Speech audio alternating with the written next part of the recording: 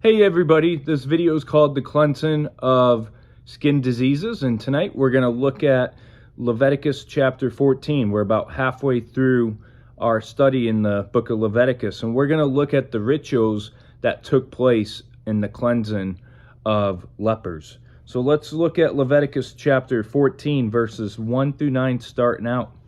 It says, "Then the Lord spoke to Moses, saying, This shall be the law of the leper for the day of his cleansing. He shall be brought to the priest, and the priest shall go away out of the camp.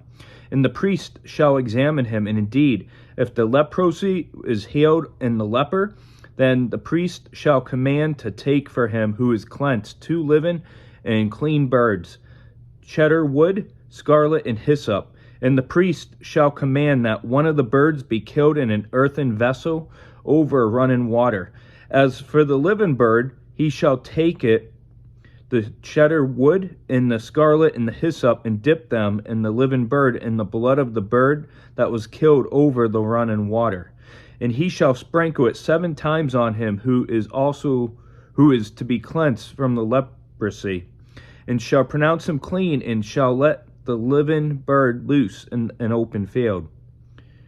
He who is to be cleansed shall wash his clothes, shave off all his hair, and wash himself in water, that he may be clean. After that he shall come into the camp, and shall stay outside the tent 7 days. But on the 7th day he shall shave all his hair off the head, and his beard, and his eyebrows. All his hair he shall shave off. For he shall wash his clothes, and wash his body in water, and he shall be clean." So the section here that we're reading in chapter 14, it's looking at the cleansing ritual for healed persons in leprosy.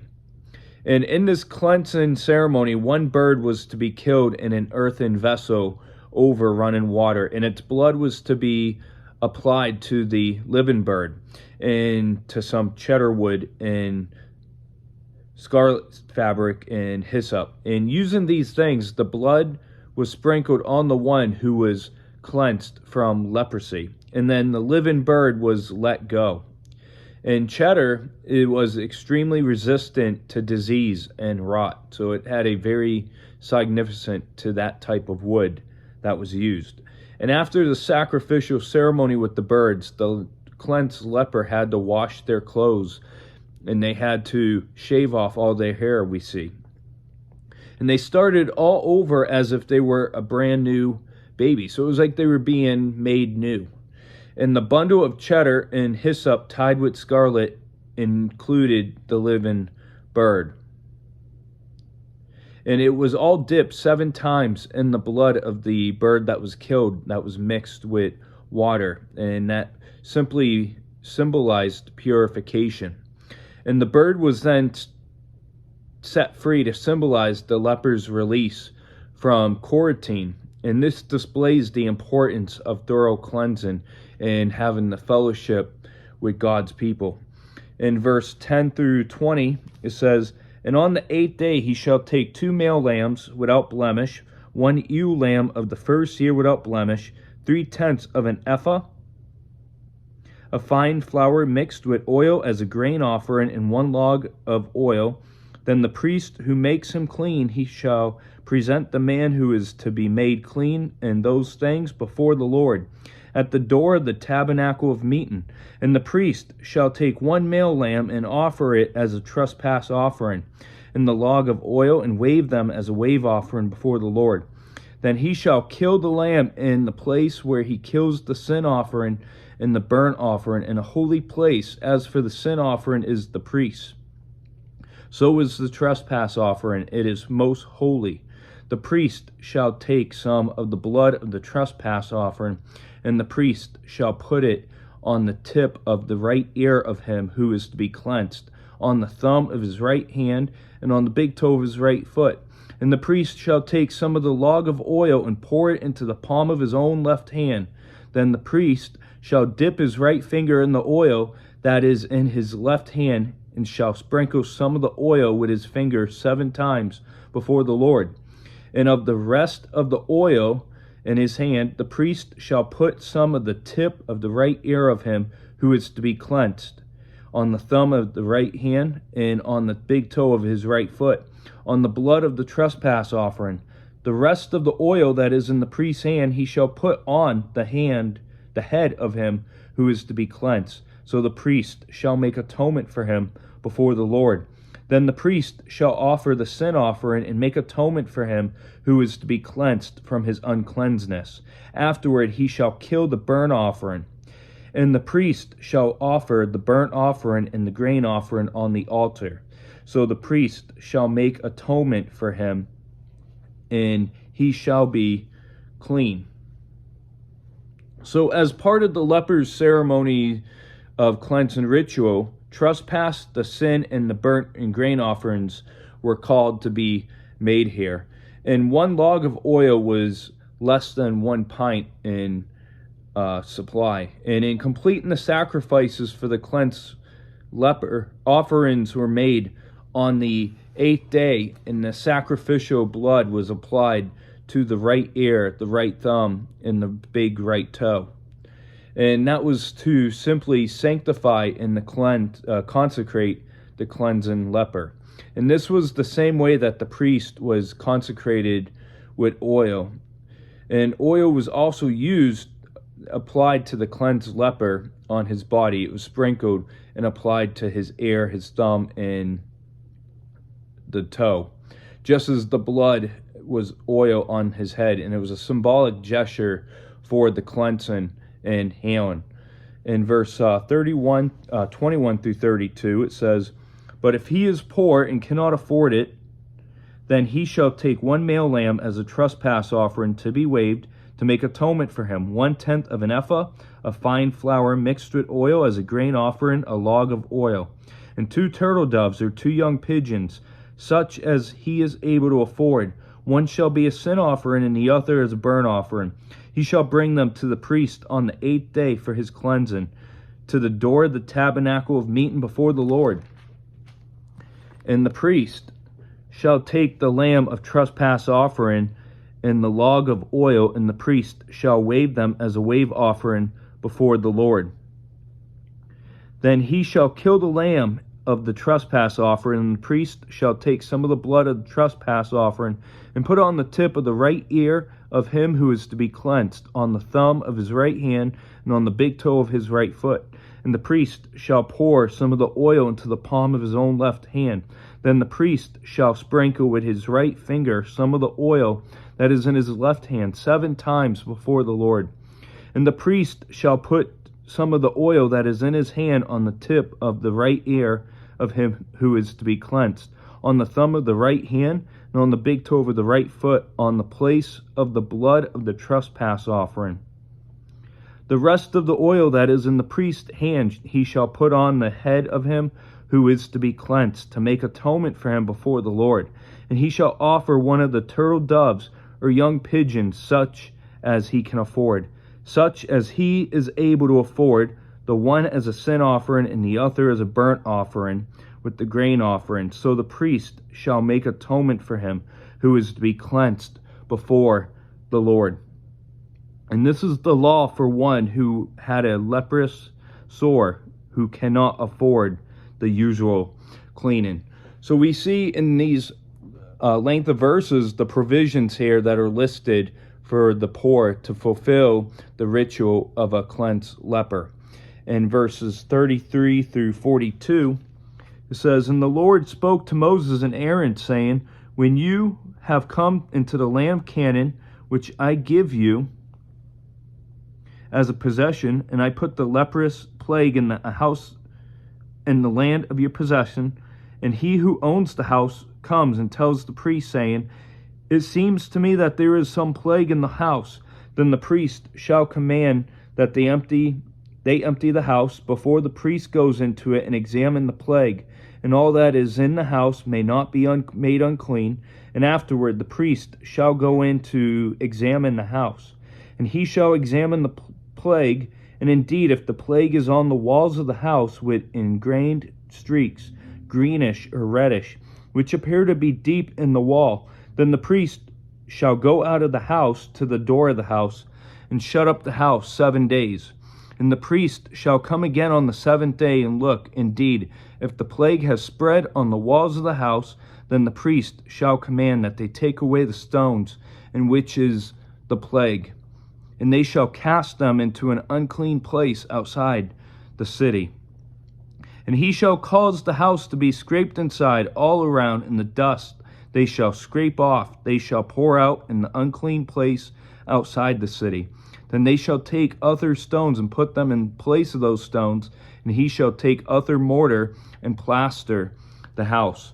So this section that goes through the rest of the chapter, it covers contaminated houses, which most likely involved some kind of infectious bacteria, fungus, and mold.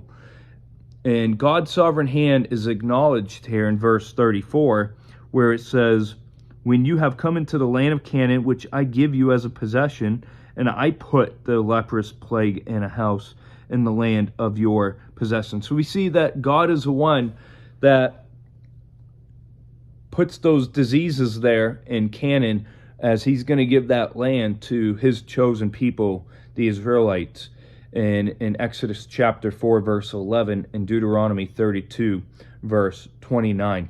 So God had his purposes for these afflictions, as God always has a purpose behind everything. And uniquely in Israel's case, they're allowed for lessons on holiness. And keep in mind that leprosy known today isn't really a problem here, since it's a disease that's related to the human senses, known as Hansen's disease more as of today. And it isn't contagious today like it was back in Leviticus here. And today, Hansen's disease doesn't spread. It doesn't get developed in the house. In verse 43 through 53, it says, now if the plague comes back and breaks out in the house after he had taken away the stones, after he had scraped the house, and after it is plastered, then the priest shall come and look, and indeed, if the plague has spread in the house, it is an active leprosy in the house. It is unclean, and he shall break down the house, its stones, its timber, and all the plaster of the house, and he shall carry them outside of the city to an unclean place. Moreover, he who goes into the house at all, while it is shut up, shall be unclean until evening. And he who lies down in the house shall wash his clothes, and he who eats in the house shall wash his clothes. But if the priest comes in and examines it, and indeed the plague has not spread in the house after the house was plastered, then the priest shall pronounce the house clean, because the plague is healed. And he shall take to cleanse the house 2 birds, cheddar wood, scarlet, and hyssop. Then he shall kill one of the birds in an earthen vessel over running water, and he shall take the cheddar wood, the hyssop, the scarlet, and the living bird, and dip them in the blood of the slain bird and in the running water, and sprinkle the house 7 times. And he shall cleanse the house with the blood of the bird and running water, and the living bird with the cheddar wood, the hyssop, and the scarlet. Then he shall let the living bird loose outside the city in an open field, and make atonement for the house, and it shall be clean. So the matter of cleansing such houses set out in these verses here. In verse 54 through 57, it says, this is the law for any leprous sore and scale, for the leprosy of a garment and of a house, for a swelling and a scab and a bright spot, to teach when it is unclean and when it is clean. This is the law of leprosy.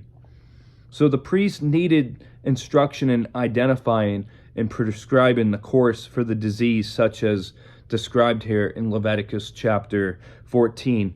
And the big picture that God wanted to get through this law was the importance of distinguishing holy things. And as I mentioned in the introduction in Leviticus 1, when I kicked off the study back last month, the major theme that we pick up in the book of Leviticus is on holiness. And that's what all these rituals and practices were focused on. So to wrap up here, we looked at the rituals of the cleansing of the leper with the sacrifice for a cleansed leper. And we looked at the first 7 days of the ritual.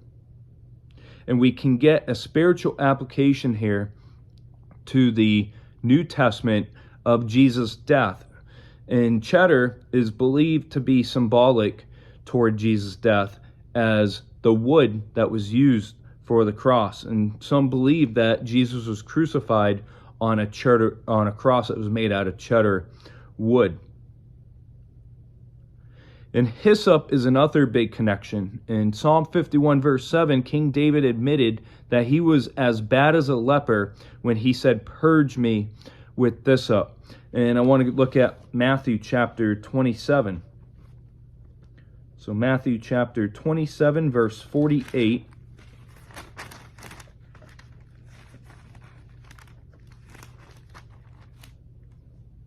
It says here, "Immediately one of them ran and took a sponge, filled it with sour wine, and put it on a reed, and offered it to him to drink."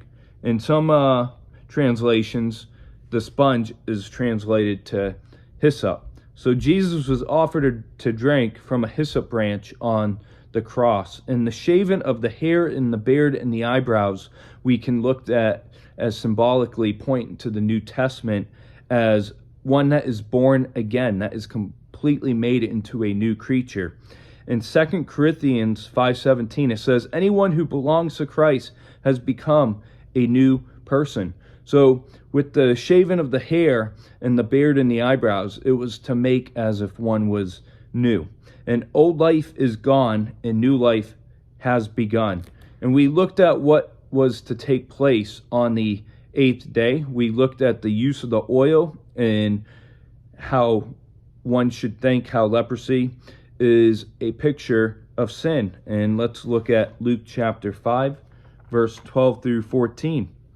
It says, "And it happened when he was in a certain city that, behold, a man who was full of leprosy saw Jesus, and he fell on his face, implored him, saying, 'Lord, if you are willing, you can make me clean.' Then he put out his hand and touched him, saying, 'I am willing, be cleansed.' Immediately the leprosy left him. And he charged him to tell no one, but go and show yourself to the priest and make an offering for your cleansing as a testimony to them, just as Moses commanded." So Jesus gave a great testimony to the priest of the temple by declaring the lepers clean. And as shown in Mark chapter 6 verse 13, Mark 16:18, and James 5 verse 14, the sick ought to be anointed for healing. And we looked at the provisions for the poor to fulfill their parts of the ritual for the cleansed leper. And we looked at the diagnosis of leprosy when it involved in a house and the cleansing of the house that was infested with leprosy. And we finished with the process of cleansing the house infected with leprosy. And that's going to wrap up this video. And we're going to look at a very interesting topic in chapter 15 on bodily fluids, bodily charges. So it's probably not going to be your average sermon that you're going to hear in church on a Sunday, but tune back in on later this week as I do on Leviticus chapter 15, talking about the bodily discharges and all that's in the law. So I hope you have a great week up ahead, and I'll probably be back either Thursday or Friday. So we'll do chapter 15 Thursday or Friday. So have a great rest of your Monday night. God bless.